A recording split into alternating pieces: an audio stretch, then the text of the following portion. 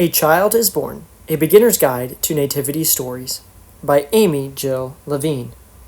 Chapter 3, The Conception and Birth of Samuel, pages 77 through 81.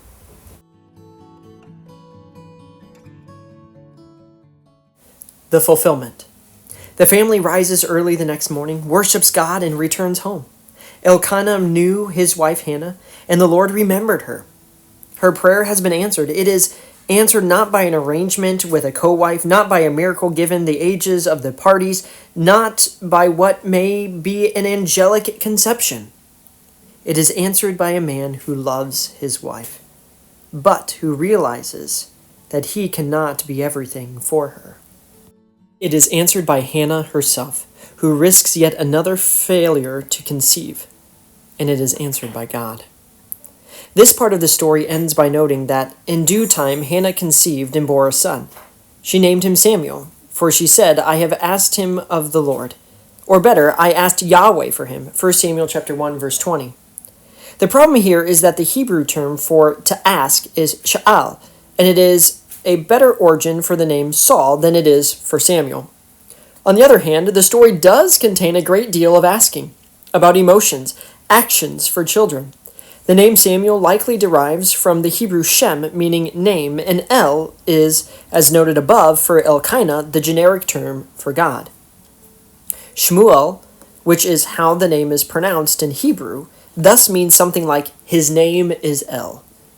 The one who bears the name carries the voice of God. It's quite a responsibility to place on a child. Hannah keeps her son with her until he is weaned. She will fulfill her vow, that he may appear in the presence of the Lord and remain there forever. 1 Samuel chapter 1, verse 22. But not just yet. I'm reminded of St. Augustine's, "Give me chastity and continence, but not yet." Elkanah leaves the decision to her. Numbers 30, verse 8, part of a longer section on vows, discusses the possibility that a husband can overrule his wife's vow. But if, at the time that her husband hears of it, he overrules her, then he shall nullify the vow by which she was obligated, or the thoughtless utterance of her lips by which she bound herself, and the Lord will forgive her.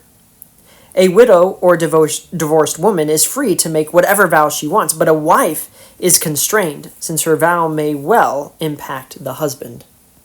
Elkanah's comment, "Do what seems best to you," 1 Samuel chapter 1, verse 23, literally, "do the good in your eyes," has implications for his own life. His words echo what Abraham says when Sarah complains about Hagar, "Do to her as you please." Genesis chapter 16, verse 6, literally, "Do to her the good in your eyes." In both cases, the men risk losing their children. Hagar, pregnant, returns to Abraham and Sarah's home, but Sarah will again cause her to leave. Hannah will give her son to Eli at the sanctuary of Shiloh, where Eli will function as a surrogate father. While Elkanah, Peninnah, and the other children make their annual pilgrimage to Shiloh, Hannah stays home. One wonders what Eli was thinking when he saw them. What conversations might they have had? Did Eli offer pastoral care to the rest of the family, or did he just sit? After 3 years, Hannah brings the child. Along with impressive sacrificial offerings, Elkanah and his family are well off, to Shiloh and presents him to Eli. The scene ends with everyone worshiping God. Each year when the family went to Shiloh, Hannah would bring him a little robe. 1 Samuel chapter 2, verse 19. I picture her knitting, as I did for my children, as my mother did for me, and as my mother-in-law, who died the week I was drafting this chapter, did for her sons and grandchildren. A few thoughts. Our story opens in a completely male world. Elkanah's home, Elkanah's ancestry, Elkanah's wives, and their status in terms of how many children they gave him, Elkanah's going up to the shrine, Elkanah's offering the sacrifice, Elkanah's distributing the portions. At the end, we do not, or at least most of us do not, remember Elihu, son of Tehu, son of Ziph, or even the name of Hannah's husband. The story thus shifts our sense of what is important and when. According to 1 Samuel chapter 2, verse 20, when Hannah would visit with Samuel and Elkanah would come to offer sacrifice, Eli would bless Elkanah and his wife and say, "May the Lord repay you with children by this woman for the loan that she made to the Lord. Eli could have mentioned Hannah by name.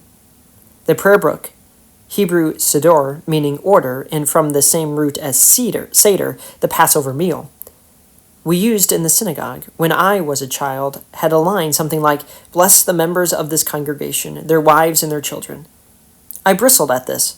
My father died when I was young, so my mother was the full member of the congregation. I also wonder about Peninnah and her children. Has she died? Are the children now with families of their own and going to Shiloh? More, did she think of herself as another Leah, fertile but unloved?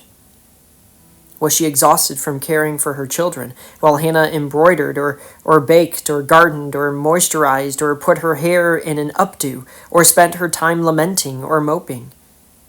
At the end of Hannah's story, Peninnah's absence is, ironically, more present. In a story about memory and taking note, whom do we forget? The last mention of Hannah is in 1 Samuel chapter 2, verse 21. And the Lord took note of Hannah. She conceived and bore 3 sons and 2 daughters. And the boy Samuel grew up in the presence of the Lord. I do not want to think of these other nameless 3 sons and 2 daughters as compensation prizes. Nor do I think that Hannah will somehow miss Samuel less because she has other children. Each one is special. Each one is to be loved. They, too, will have stories to tell. Hannah will be remembered in the prophet Anna, who greets the baby Jesus in the temple. See Luke chapter 2, verse 36 through 37. She will be remembered in the post-biblical story of the conception and birth of Mary, for Mary's mother is also named Anna. She will be remembered in Mary's Magnificat, which is modeled on her song of exaltation, liberation, and redemption. And she will be remembered every year in the synagogue when we read 1 Samuel chapter 1, verse 1 through chapter 2, verse 10, on Rosh Hashanah, the New Year. Finally, a personal note, my mother's name was Anna, which she changed to Anne, another iteration of Hannah. As many of us realize when we get older, mothers, and fathers as well, can be much more complicated and much more interesting than we first